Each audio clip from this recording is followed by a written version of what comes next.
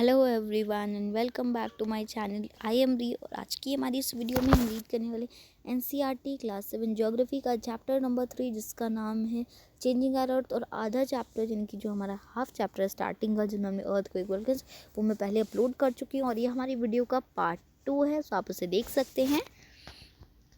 चलिए अब हम रीड करते हैं जहाँ पर हमने हमारी प्रीवियस वीडियो में वॉल्केनोज, अर्थक्वेक और दो टाइप्स की फोर्सेस के बारे में पढ़ा था।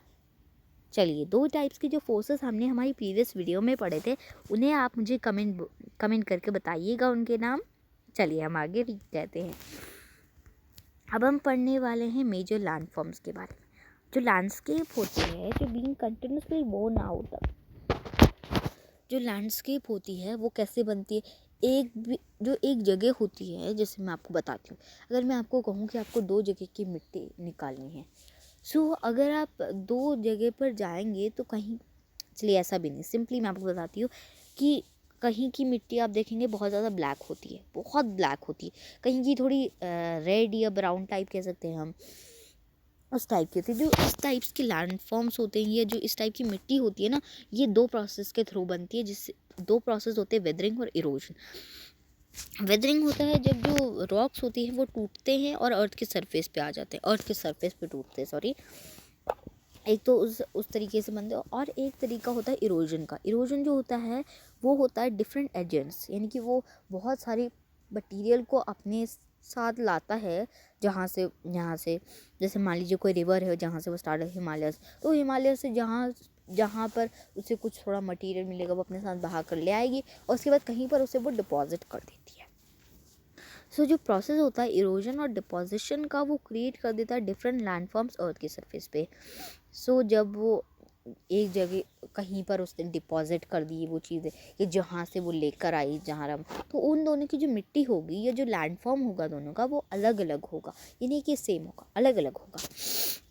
अब हम पढ़ेंगे रिवर का क्या वर्क होता है। जो रनिंग वाटर होता है रिवर, वो इरोड्स कर देता है लैंडस्केप को। जो रिवर्स होती है वो tumbles at steep angle over very hard rocks. और अब यहाँ पर वाटरफॉल के बारे में बताया गया, तो मैं आपको सिंपली एक इस तरीके से बनाकर बताती।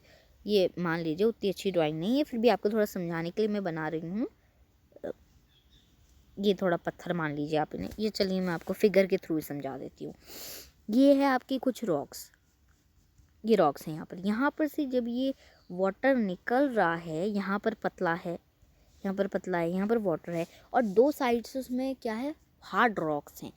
इस तरीके से जब जो रिवर होती है वो कहीं पर एंटर करती है, या इस तरीके से जब पानी बहता है तो हम इसे वाटरफॉल कहते हैं। ऊपर से थोड़ा पतला और नीचे से थोड़ा मोटा टाइप का और नीचे से ज़्यादा पानी और दोनों साइड से हार्ड रॉक्स है, तो हम इसे वाटरफॉल कहते हैं। वाटरफॉल जो रिवर होती है वो जो प्लेन में एंटर करती है वो लार्ज बेंड्स बना देती है जिन्हें हम मीडर्स कहते हैं। Due to continuous erosion and deposition along the sides of the meter, the ends of the meter loop come closer and closer. अब मीडर्स क्या होते हैं, सॉरी, थोड़ा अगर मैं इमेज को थोड़ा वो करूँ तो यहाँ पर आप देख रहे होंगे कि ये कुछ ब्लैक ब्लैक सा है। ये ब्लैक ब्लैक इसीलिए आ जाता है क्योंकि जब जो वाटर है वो अपने साथ ऊपर से कुछ बहा कर लेकर आया और उसने साइड में उसे छोड़ दिया और अपना बहता गया। थोड़ा यहाँ छोड़ा, थोड़ा यहाँ छोड़ा, थोड़ा कहीं छोड़ा, थोड़ा कहीं छोड़ा।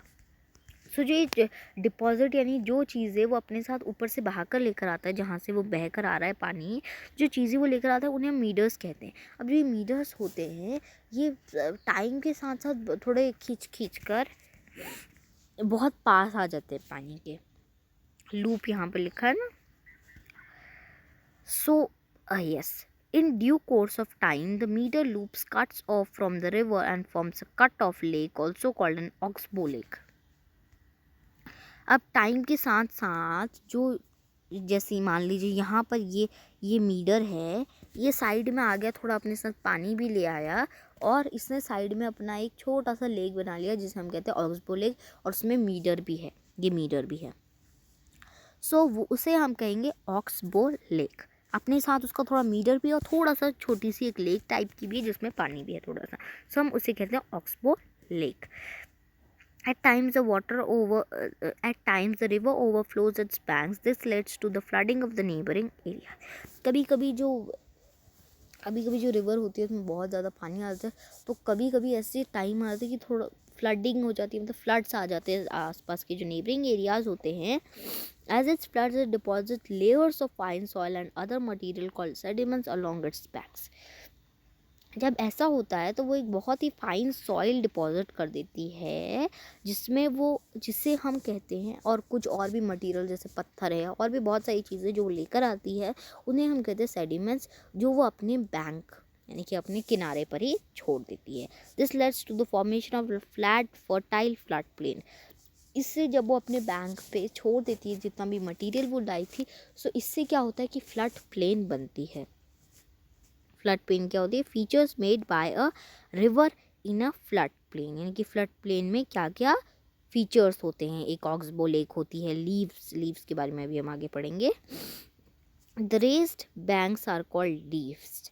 जो रेस्ड यानी कि इस तरीके से जहाँ पर घास वगैरह है और थोड़ा सा हिस्सा जो लेक का है वो यहाँ पर उड़ गया है, तो हम उसे कहते हैं कि यहाँ पर लीव्स बन गई हैं। वो वाली लीव्स नहीं है, पत्ती वाली यहाँ लीव नहीं है, तो वो है LEVES। As the river approaches the sea the speed of the flowing water decrease. जैसे जैसे जो रिवर होती है वो सी के पास पहुंच जाती है, तो जो वाटर का जो फ्लो यानी कि जब पानी बह रहा है तो उसका जो वाटर का जो बहना होता है वो थोड़ा डिक्रीज हो जाता है। And the river begins to break up into a number of streams। और जो पानी होता है वो अलग अलग स्ट्रीम्स में डिवाइड हो जाता है, जिन्हें हम डिस्ट्रीब्यूटरीज कहते हैं, जैसा कि यहाँ पर हमें दिखाया गया। यहाँ पर से जो मेन रिवर थी वो स्टार्ट हो रही है और यहाँ से उसकी अलग अलग डिस्ट्रीब्यूटरी अलग अलग डायरेक्शंस में जाकर सीधे सीधे वो डेल्टा में ही मिल जाती है, चाहे वो उसकी अलग अलग डिस्ट्रीब्यूटरीज क्यों ना बन रही हों, लेकिन वो जाती एक ही जगह पर हैं। जो रिवर होती है वो बहुत स्लो बन जाती है, क्योंकि वो अपने साथ जो सारा सामान डिपॉजिट करके लाई हुई थी, जहाँ से वो बहना शुरू करती है, उसकी वजह से। Each distributary forms its own mouth. हर डिस्ट्रीब्यूटरी होती है वो अपना एक अलग, यानी कि जहाँ पर वो सारा पानी जाता है लास्ट तक, जो कलेक्शन होता है सेडिमेंट्स का from all the mouths forms a delta. जितना भी कलेक्शन होता है सारे सेडिमेंट्स जहाँ पर सारी अलग, सो उसमें लास्ट में जब पानी जो है वो सारा जो पानी होता है वो एक साथ डालता है डेल्टा में।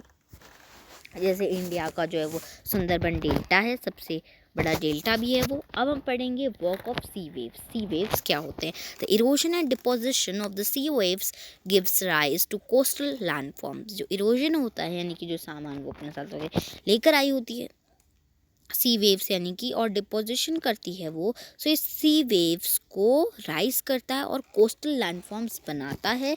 सी वेव्स जो होती हैं वो continuously strike at the rocks, cracks develops over time, they become larger and wider. जो ये रॉक्स होती है टाइम के साथ साथ बड़ी होती जाती हैं और वाइडर भी होती है। Thus hollow like caves are formed on the rocks, they are called.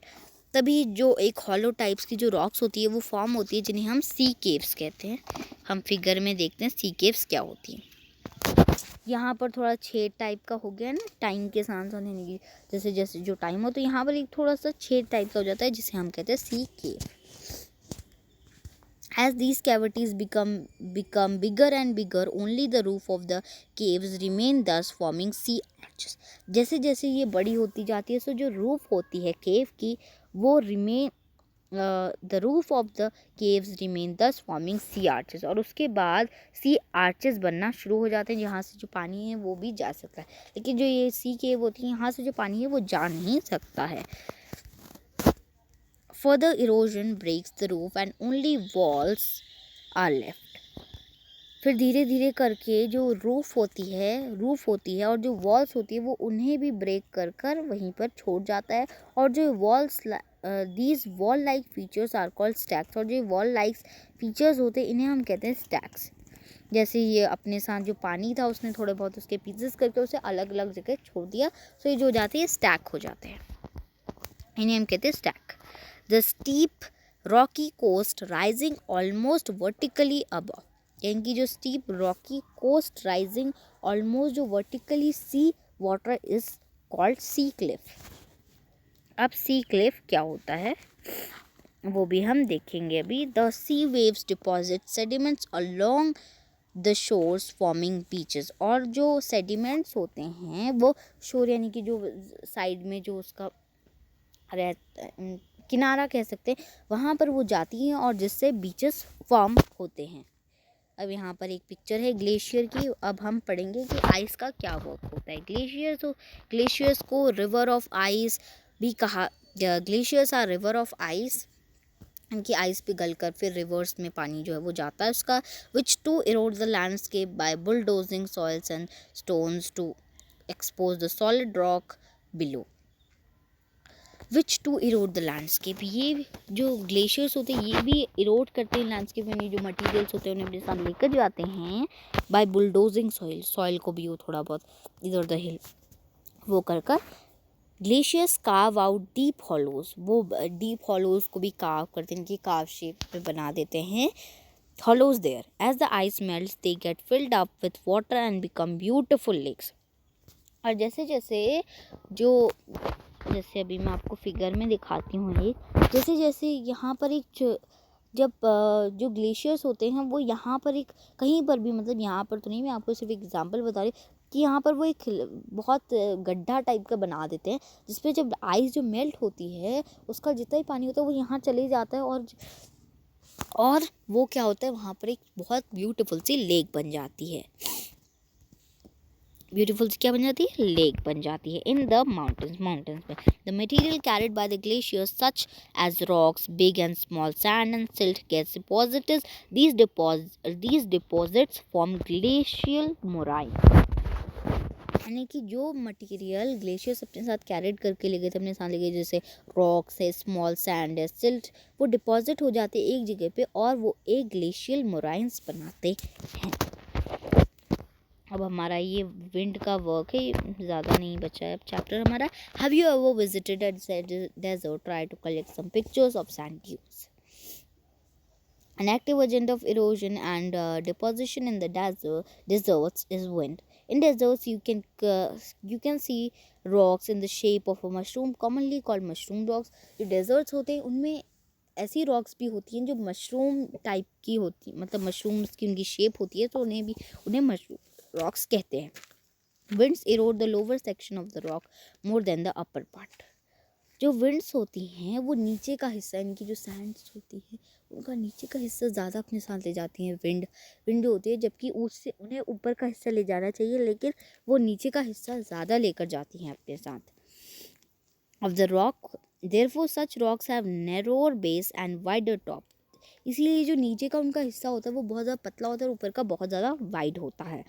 When the wind blows it lifts and transport sand from one place. और जब जो विंड होती है यानी कि जब हवा चलती है तो जो सैंड होती है वो एक प्लेस से दूसरी प्लेस में जाती है। When it stops blowing the sand falls and gets deposit in low hill like structures. जब जो विंड होती है वो मतलब बंद हो जाती है, जब जो हवा होती है तो वो एक जगह डिपॉजिट हो जाती है, वो लो हिल एक स्ट्रक्चर बनाती है जिसे हम सैंड ड्यून्स कहते हैं। जब when the grains of sand are very fine and light, the wind can carry it over very long distances. जब जो सैंड होती है वो बहुत ज़्यादा फाइन होती है, बहुत ज़्यादा लाइट होती है, तो जो विंड होती है वो अपने साथ कैरी कर सकती है बहुत डिस्टेंस तक। लेकिन जब जो सैंड होती है वो एक जगह पर डिपॉजिट हो जाती है लार्ज एरिया में, जिन्हें लॉइस कहते हैं हम, एक जगह पे, और जहाँ पर लार्ज एरिया सो वो एक जगह से दूसरी जगह नहीं ले जा सकती। Large deposits of losses is found in China. सबसे ज़्यादा जो लॉसेस होते हैं वो चाइना में डिपॉजिट किए जाते हैं। तो आई होप गाइस कि हमने जितना भी इस वीडियो में पढ़ा आपको अच्छे से समझ में आ गया होगा। अगर आपको कोई भी डाउट्स क्वेरीज है तो आप मुझसे कमेंट बॉक्स में पूछ सकते हैं। मैं पूरी कोशिश करूँगी कि मैं आपके क्वेश्चंस का आंसर दूँ। And I will meet you all in my next video. Till then bye and take care everyone.